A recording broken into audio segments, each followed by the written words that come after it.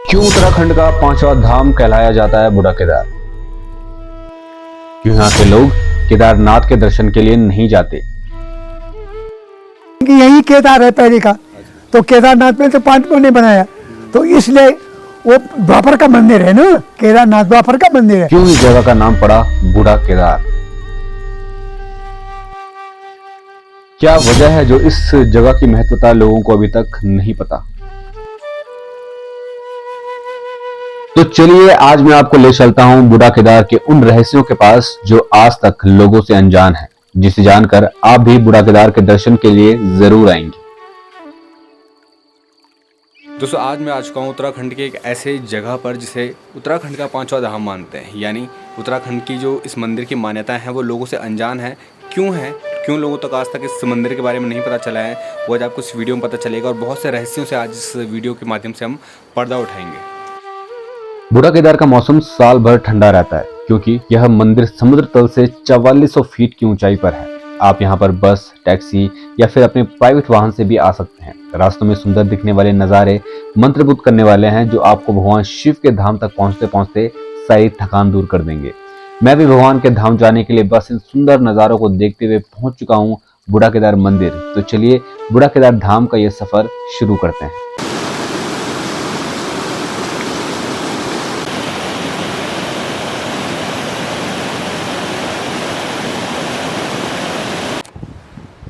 दोस्तों बूढ़ा केदार का ये जो मंदिर है बहुत ही ज़्यादा पुराना शिव मंदिर है। और पहले के समय में जब भक्त लोग पैदल केदारनाथ या फिर बद्रीनाथ की यात्रा तीर्थ पर जाते थे तो इस जगह पर रुककर भगवान शिव की आराधना करते थे, तपस्या करते थे, जिससे भक्तों के शरीर में एक बहुत ही अद्भुत शक्ति का संचार होता था। भारत में शायद ऐसा कोई मंदिर होगा जिसमें भोलेनाथ का जो धड़ है शिला के रूप में साक्षात यहाँ पर आपको दिखाई देगा। और इस शिवलिंग में आपको पांडव और द्रौपदी के जो चित्र है वो आपको बने हुए दिखाई देंगे। माना जाता है दोस्तों कि आदि गुरु शंकराचार्य ने इस शिवलिंग पर इन चित्रों को बनाया था। और ये जो आपको शिला दिख रही है ये आपको सतयुग की शिला है। और केदारनाथ में जो आपने शिवलिंग देखा होगा बूढ़ा केदार का शिवलिंग उससे भी काफ़ी बड़ा है और इसकी गहराई कितनी है अभी तक चर्चा का विषय बना हुआ है। आज तक जो साइंटिस्ट है वो भी इस शिवलिंग की जो गहराई है वो नाप नहीं पाए। बूढ़ा केदार धाम की बहुत सारी मान्यताएं हैं, बहुत नई कहानियां हैं। और जो आप अभी पंडित जी मेरे पीछे देख रहे हैं उनसे जानने की कोशिश करते हैं कि यहाँ की क्या मान्यताएं रही हैं। और आपको भी कुछ नई चीज़ बताने की इस वीडियो के माध्यम से मैं कोशिश करूँगा। यहाँ पर मैं प्रभुनाथ पुजारी योगी प्रभुनाथ पुजारी रावल बूढ़ा केदार मंदिर। बूढ़ा केदार मंदिर की विशेषता और पौराणिक जो प्राचीन बात है, पूर्वज इतिहास जो है, बालगंगा धर्मगंगा के बीच में बूढ़ा केदार बाबा जी का मंदिर है। और शास्त्र स्थल यहाँ से 1 सप्ताह का टर्न है जाना और आना पैदल। तो शास्त्र स्थल नाम है वहाँ का। वहाँ केवल सावन में जाते, बाकी 11 महीने वहाँ बर्फ़ रहते, बाकी 11 महीने वहाँ नहीं जा सकते। केवल सावन के महीने ही शास्त्र ताल जाते हैं, आदमी जा सकते हैं यात्रा के लिए। 11 महीने नहीं, केवल सावन में। फिर बूढ़ा केदार बाबा का मंदिर बीच में है। एक साइड में बालगंगा है, एक साइड में धर्मगंगा है और चारों तरफ पहाड़ है। तो यहाँ पर पांडव लोग जब महाभारत की लड़ाई समाप्त हुई थी तो पांडव लोग भगवान शंकर जी का दर्शन चाहते थे। तो जब हिमालय से निकले तो सबसे पहला मंदिर यही बूढ़ा केदार बाबा का मिला उनको। तो बाबा बूढ़ा केदारनाथ जी जो हमने सुना और जो इतिहास है उसी चीज़ को बोलेंगे, बनावटी बात नहीं बोलेंगे। तो यहाँ पर भगवान शंकर जी जो है, भगवान शंकर ने पांडवों को दर्शन नहीं दिया था, तो यहाँ से भगवान शंकर जी केदारनाथ की तरफ चले गए। अब पांडव लोग जब यहाँ पर आए तो उन्होंने बोले भगवान शंकर जी का पहला स्थान हमको मिल गया मगर दर्शन नहीं दे रहे। तो उन्होंने पीछे करते करते और केदारनाथ को चले गए। तो भगवान शंकर ने अपनी माया से देखा कि ये तो मेरा पीछे करने लग गए। तो वहाँ केदारनाथ में भगवान शंकर ने लाखों भैंस का रूप धारण कर दिया। तो युधिष्ठिर महाराज जी ने कहा भीम को कि ये सब माया रूपी भैंस है। उन्होंने भीम ने एक पैर एक तरफ लगाया और एक पैर दूसरे पहाड़ को, और उनको टांग के नीचे लगाते रहे भैंसों को। तो जो माया रूपी थे वो तो निकल गए। अब जो बाकी भैंसे रहे, आखिरी वाला वो ज़मीन में जाने लग गए। वहाँ केदारनाथ में वहाँ ज़मीन दलदली है। तो भीम ने अपनी गजब उठा के भगवान शंकर की आराधना की, भगवान प्रभु दर्शन दो हमको। तो हमने ये सुना है कि वहाँ आकाशवाणी हुई है पांडवों के लिए कि केदारनाथ में यहाँ मेरा मंदिर बनाओ, और वृद्ध केदारेश्वर में जो मेरा पुराना स्थान है वहाँ अंत ध्यान हो जाओ। तो ये भी कहते हैं कि यहाँ से धर्मराज का फोटो ऊपर है और बाकी 4 मूर्तियाँ नीचे है।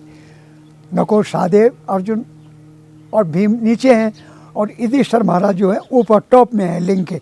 लिंग बहुत बड़ा है, भारतवर्ष में कहीं भी इतना बड़ा विशाल लिंग नहीं है। तो इस लिंग के ऊपर धर्मराज जी हैं, तो इसलिए उनका फोटो बल इसलिए ऊपर है कि भगवान वो जब युधिष्ठिर जी यहाँ से बलजी भी स्वर्ग गए थे, ये सुना हमने, तो वो जा रहे हैं। अब इस लिंग में विशेषता क्या है, यहाँ ज्योतिर्लिंग है, और केदारनाथ में भी यहाँ जलेरी नहीं है। केदारनाथ में हुआ, यहाँ जलेरी नहीं तो भगवान शंकर की आधा परिक्रमा होती है। तो यहाँ मंदिर भी 2 हैं, तो यहाँ पर शिवालय मंदिर है एक, दूसरा वहाँ आधा परिक्रमा होती है। आधा परिक्रमा क्यों होती है कि वहाँ जलेरी है, इसलिए वहाँ आधा परिक्रमा होती है। और बूढ़े केदार बाबा के मंदिर में जलेरी नहीं है, इसलिए यहाँ पूरी परिक्रमा होती है। ये विशेषता, मैं पौराणिक बात कह रहा हूँ, इतिहास कह रहा हूँ। और केदारनाथ में भी पूरी परिक्रमा होती है। क्यों होती है? वहाँ भी जलेरी नहीं है, लिंग ऐसा ही है मगर छोटा है, और यहाँ बड़ा है। तो इस लिंग की विशेषता यही है, एक तो जलेरी नहीं है, यहाँ पूरी परिक्रमा होती है। और जो दूसरा मंदिर है इस गांव में, वहाँ आधा परिक्रमा होती है। तो वहाँ आधा क्यों होती है? वहाँ जलेरी है। तो कहने का मतलब ये है मेरा, जैसे कहते हैं ना कि सौराष्ट्र सोमनाथ हम जहाँ से 12 ज्योतिर्लिंग का वर्णन है, तो श्वेत मंदिर रामेश्वर का जो मंदिर है वो भगवान रामचंद्र जी ने स्थापना की है त्रेता में, वहाँ त्रेता का मंदिर है। और केदारनाथ में कहते हैं कि हिमालय तो केदारम छा घुसबे चमचा शिवालय, हिमालय में पांडवों का समय का द्वापर का मंदिर है, लेकिन ये द्वापर का मंदिर नहीं है, ये सतयुग का मंदिर है। क्यों? इसकी जो शिला है, बड़ा लिंग जो है, इसको न कोई लाया, इस लिंग में कुछ विशेषता थी होगी। और विशेषता के कारण, क्योंकि अन्वेषण माने होता है खोज, तो जिस समय शंकराचार्य जी ने स्तोत्र बनाए, नमामि संस्थान निर्वाण रूपम, ये स्तोत्र शंकराचार्य जी का बनाया हुआ है। ओम पशुपतिम दुपतिम धरणीपतिम, पशुपतिनाथ जी का स्तोत्र है। न जनको जननी न च सोधरो न च नयो न च भूरि बलम कुलम अवनिको पित काल वशम गतम भजतरे मनुजा गिरिजापतिम। तो ये स्तोत्र पशुपतिनाथ जी का है।